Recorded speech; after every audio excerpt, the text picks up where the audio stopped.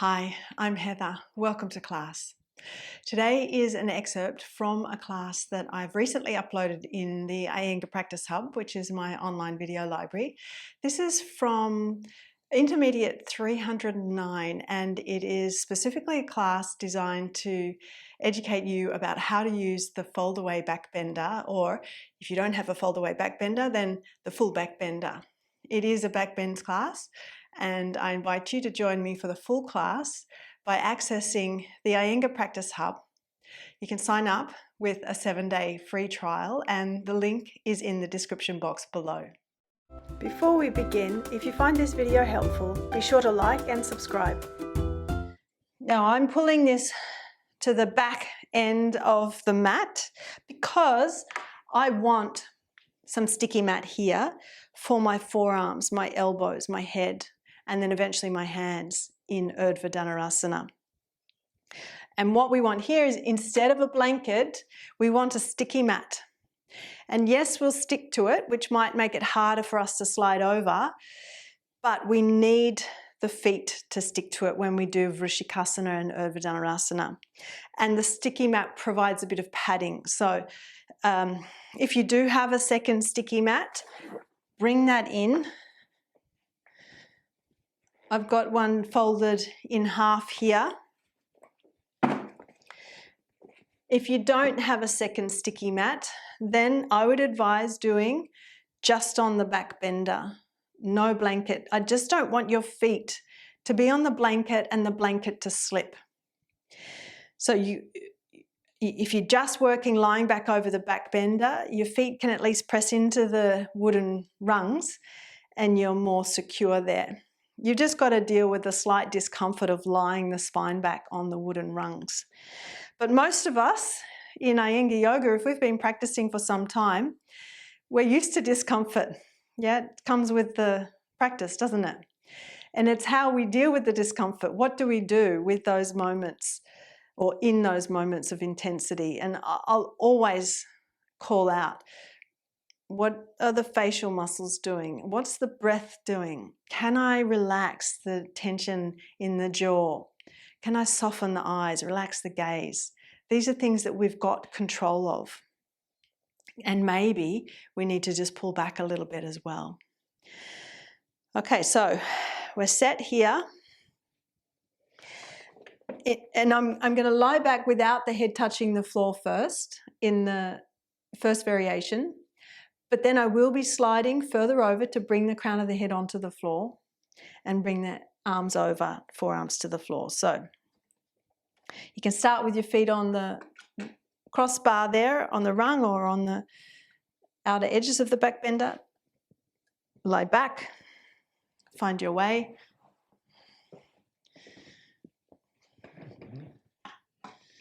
You can press your feet into the crossbar if that works for you, and take your arms over, but let's be dynamic. So stretching the arms overhead and pressing the heels into the crossbar if you're working with that. If you've removed the crossbar or your legs are long and you've got your ankles on the crossbar, then extend through the heels no matter what. Press the thighs down into the back bender so the front groins, the hip flexor region, is opening.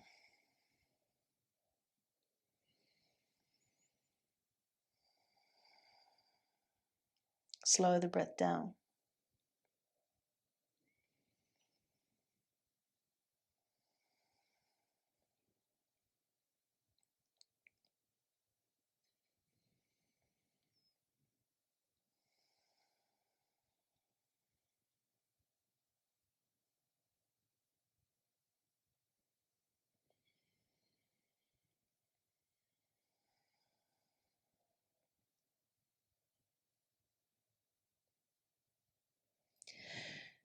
Now we want to go a little further over, so bend the knees, press your feet into the back bender and slide all the way over until the crown of the head comes onto the floor. But see if you can keep the back of the head touching the rungs of the back bender.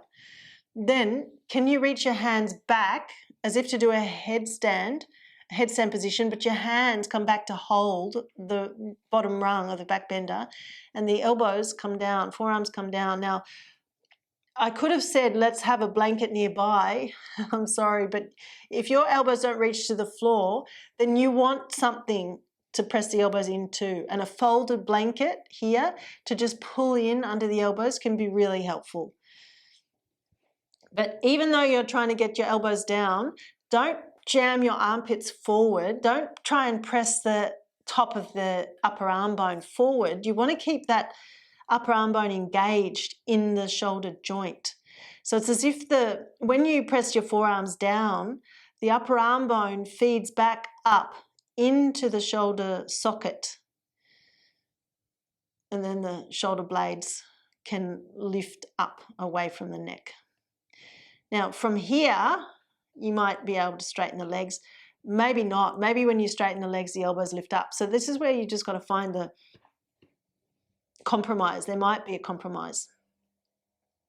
But perhaps you prioritize the elbows coming down, and it means maybe you've got to have your heels elevated. Maybe you've got your bricks there on either sides of the back bender. Or maybe it means you've got to have the knees bent.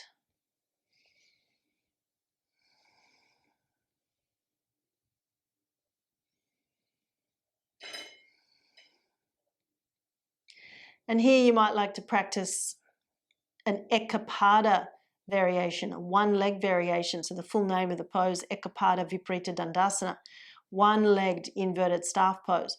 So you bend the right knee to your chest and then stretch the right leg up straight.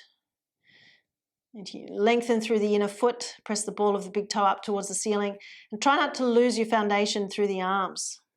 Crown of the head down, forearms down, left thigh pressing down, and then bend your knee to your chest and stretch the leg along the back bender again.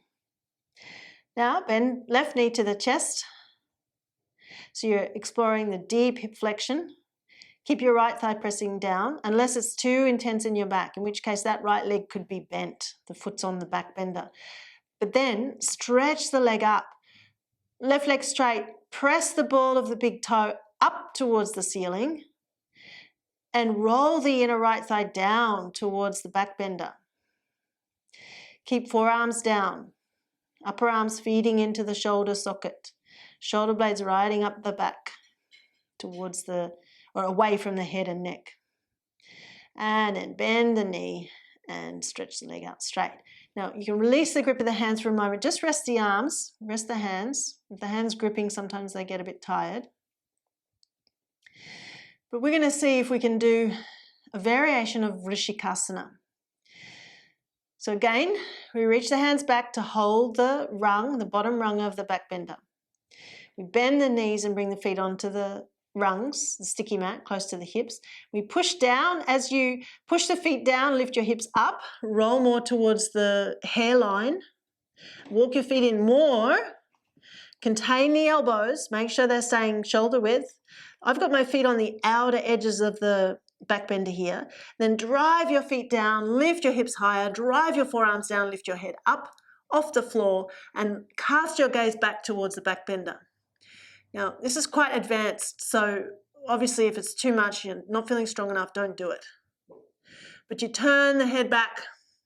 You can walk your feet in further. You can come right up onto the tippy toes, as if you're trying to get your toes to point towards the head and the head to lift up towards the toes. Get the back of the forearms down, back of the wrists down. Don't just be heavy in the elbows. Breathe. Now we slowly come back down. So you walk your feet back, bring the crown down, walk your feet further back and rest on the back bender. Rest the arms. Arms and legs can be relaxed for a moment. But we're staying over the back bender like this because then we're going to move to Urdhva Dhanurasana, the upward bow pose. Now you can go straight into Urdhva Dhanurasana from Vrischikasana, but because this might all be new for you, I'm just wanting to give a moment of reprieve in between the two poses. All right, so Now for Urdhva Dhanurasana, you place the hands, at the moment I've got crown of the head on the floor. Place the hands further away from the head, as if you're doing a 3-point headstand. Yeah, so you've created a triangle from hand to head. Bend your knees, feet on the floor, close to your hips. Now, you monitor whether you feel strong enough to do this. You're going to push into the feet, lift your hips. Maybe you need to walk the feet in closer. You can roll towards the hairline. Then push into the hands. Lift up. Lift the head up off the floor. Straighten the elbows. You can look towards the floor between the hands, or you can look towards the wall in front of you. Maybe you can walk the feet in a bit more. Maybe just be careful when you walk the feet, the backbender doesn't rock. But as you drive the feet down, draw the tailbone up towards the knees. And try and move the arch from the lower back towards the upper back, more into the thoracic spine. Relax the jaw as you steady your breath. Now we come down, so you've got to bend the elbows, maybe you creep the feet back, you bring the crown of the head down onto the floor, close to the back bender, so your back can land on the back bender. And again, just rest. It takes a lot of effort to do that. The heart's racing, so give yourself a moment. Consciously slow your breath down and allow the heart rate to settle.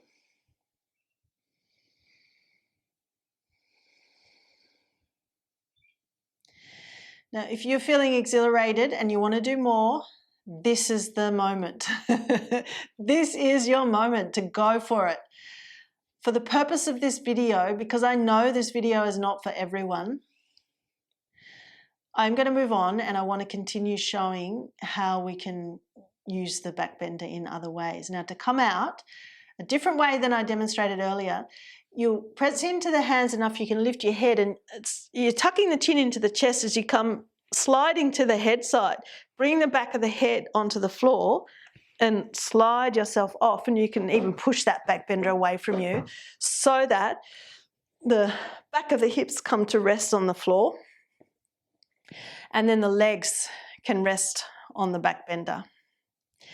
And then this can feel very restful for the back. If you practice yoga, you probably already know this feeling. You want to practice at home, but without guidance, home practice can sometimes feel overwhelming.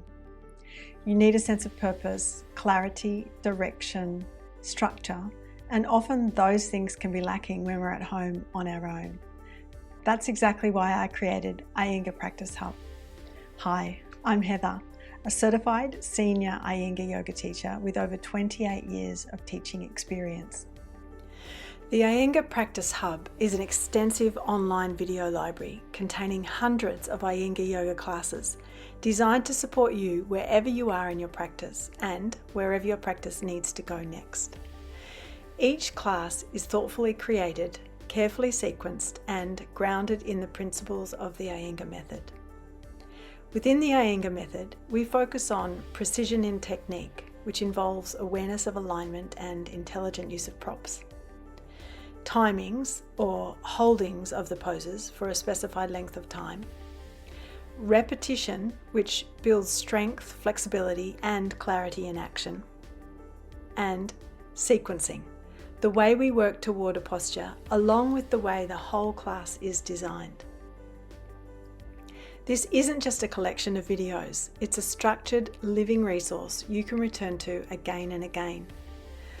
All classes are organised into 20 clearly defined categories, making it easy to find exactly what you need, whether that's arm balances, standing poses, twists, forward bends, therapeutic classes, focus on hips, back bends, or restorative classes, to name a few.